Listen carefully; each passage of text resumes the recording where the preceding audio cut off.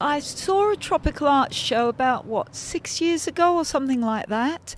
And I was just really astounded. I've always worked in community theatre and in education, working across the spectrum of people that might be involved. So from kids to people with additional needs to people, over the age of 80. And suddenly I saw somebody in Cairns doing exactly that and putting it to Shakespeare of all things.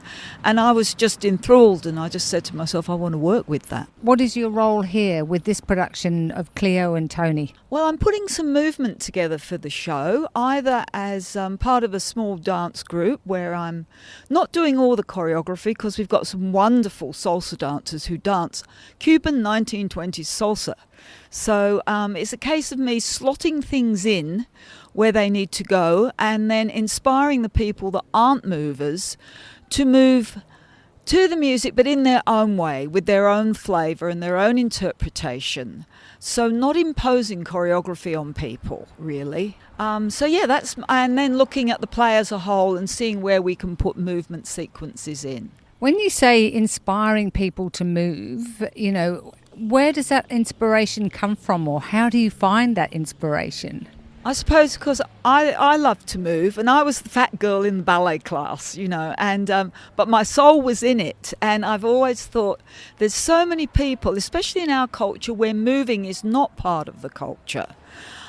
Dance isn't part of always what you grow up with.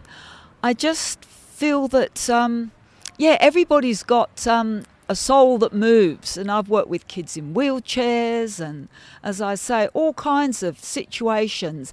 And moving is part of life, and I'm just really inspired by it.